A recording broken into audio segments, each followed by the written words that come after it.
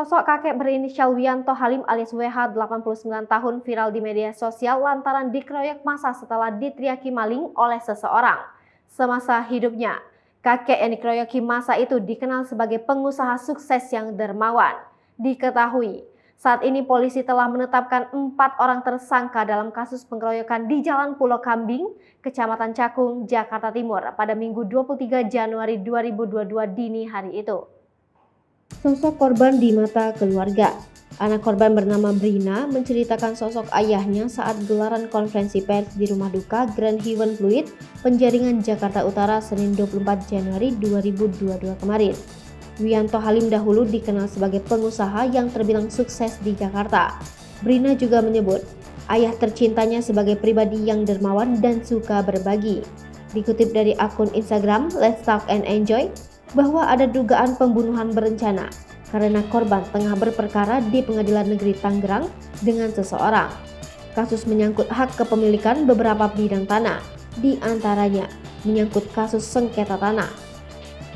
Dikutip dari akun Instagram Let's Talk and Enjoy, bahwa ada dugaan pembunuhan berencana karena korban tengah berperkara di Pengadilan Negeri Tangerang dengan seseorang.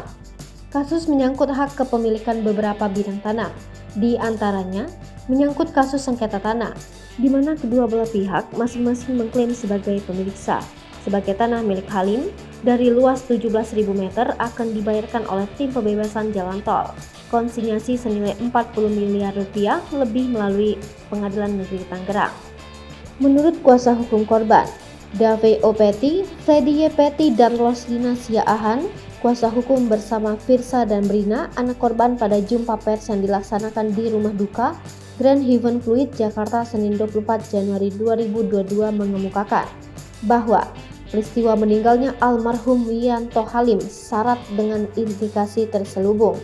Jika menurut kisah, sejak korban digiring oleh pelaku pembunuhan, mulai dari Tebet hingga kawasan industri Pulau Gadung yang jaraknya sekitar 10 km. Sepertinya ada skenario di balik peristiwa tersebut. Tutur Dave Peti menganalisa peristiwa pembunuhan itu mensinyalir ada unsur rekayasa.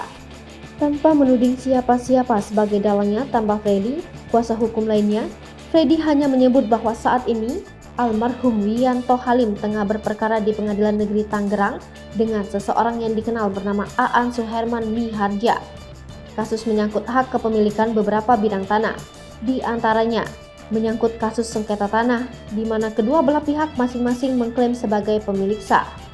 Sebelum kematian korban, lanjut Freddy, kliennya pernah mengemukakan keluhannya, selain ke kuasa hukumnya juga ke sejumlah awak media, bahwa ada ancaman pembunuhan terhadap diri korban dengan imbalan jasa sebesar 6 miliar rupiah. Hampir senada, kuasa hukum dan keluarga korban minta agar pihak kepolisian dapat segera mengungkap peristiwa berdarah itu, siapa dalang dan apa motifnya. Hai pemirsa Sri Popo TV, jangan lupa komen, like, dan subscribe, serta tonton terus berita-berita terupdate lainnya ya.